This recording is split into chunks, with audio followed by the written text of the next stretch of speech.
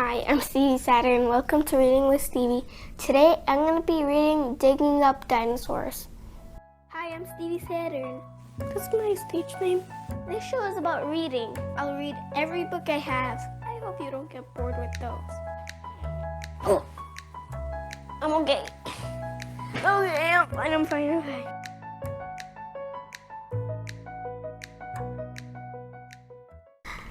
Have you ever seen dinosaur skeletons in a museum? I have.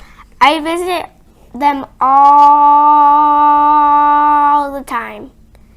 I went yesterday. I saw a Patasaurus. I saw Corythosaurus. I saw Iguanodon and Triceratops. I like to say their names. Scolosaurus was just where I had left it. And Tyrannosaurus Rex looked fierce as ever. Tyrannosaurus used to scare me. I still can't believe how big it is. Just its head is almost twice my size. I'm not afraid of dinosaurs anymore. Sometimes I call them, "You bag of bones," under my breath. I can spend hours looking at them. I used to wonder where they came from and how they got into the museum, but now I know. Dinosaurs lived millions of years ago. A few of them were as small as birds. Most of them were enormous. Some dinosaurs ate plants. Some dinosaurs ate meat of other dinosaurs. And some may even have eaten the eggs of other dinosaurs. Dinosaurs lived almost everywhere on Earth. They lived for millions of years, then they died out. No one is sure why they became extinct, but they did. There hasn't been a dinosaur around for 65 million years. What? That cannot be true. Cannot. Until about 200 years ago, no one knew anything about dinosaurs. Then people began finding things in rock. Then they found large footprints. They found huge mysterious bones and strange teeth. People were finding fossils. They began asking questions about them. Fossils are a kind of diary of the past. They are the remains of plants and animals that died out long ago. Instead of rotting or crumbling away, the remains were preserved and slowly turned to stone. Fossil hunters found more and more big bones in different parts of the world. Scientists studied the fossils. They said the bones and teeth and footprints belong to a group of giant reptiles that lived on the earth for millions of years. The giants were named Dinosauria, or terrible lizards. And they are terrible lizards.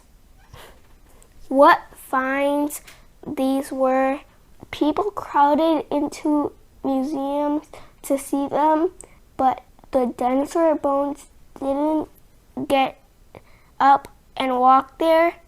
They had to be dug out of the ground slowly and patiently. Even today, digging up dinosaurs is not an easy job. A team of experts must work together. Paleontologist, a scientist who studies ancient plants and animals. Geologist, a scientist who can tell the age of rocks and fossils. Draftsman who draws pictures of the fossils. Workers who dig the fossils out of the rock. Photographer who takes pictures of the find. Specialist who prepare the fossil for the museum. This is how fossil hunters work first. They have to find a dinosaur. They search along riverbanks and quarries. They climb up high cliffs and down into steep canyons. With luck, someone spots a fossil bone poking through a rock. The site is covered with a tent, and the work begins. Sometimes the fossil is buried so deep, the rock around it has to be drilled or blasted. Tons of rubble are carted away.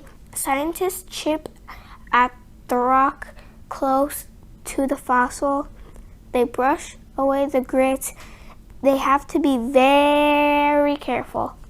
As soon as the bone is uncovered, it's brushed with shellac. The shellac helps hold the bone together so it won't crumble. Then the bone is numbered. The draftsman draws each bone in its exact position, and the photographer takes pictures. That way, there can be no mix-up later. When someone tries to put the skeleton together, when the bones are ready to be moved, they are carefully wrapped. Small bones are wrapped in tissue paper and put into boxes or sacks. Large bones are left half buried in the rock. They will be dug out later in the museum. These fossils are covered with a plaster cast, just as a broken leg is. Each bone is then packed in straw, put into a crate, and taken to the museum. At the museum, scientists unwrap the fossil. They finish digging out the rock.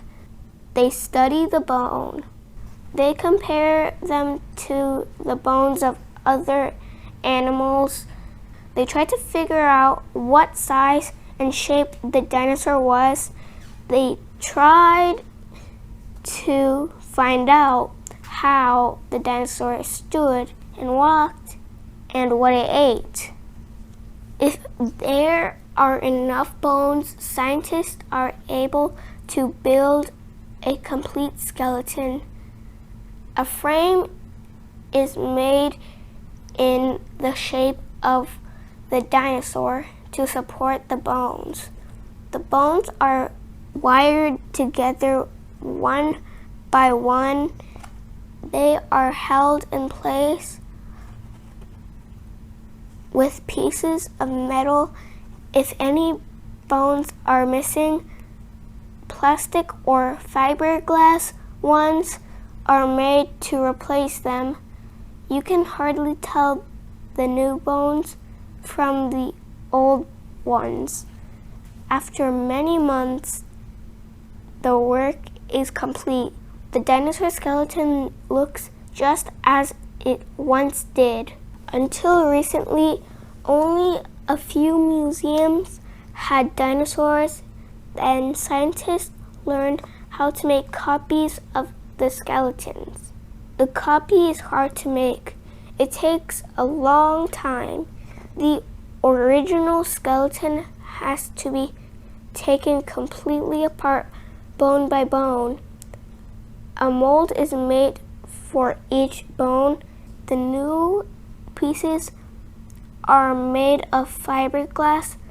A fiberglass dinosaur is just as scary as the original, but much stronger and lighter. Now museums all over the world have dinosaur skeletons, and many people can spend hours looking at them, the way I do. The end. Thank you for watching my show. I hope you liked the video. Subscribe to my channel. Press the thumbs up button if you like my show. Press the thumbs down button if you don't. Press the notification bell if you want to see a new show coming up. Bye.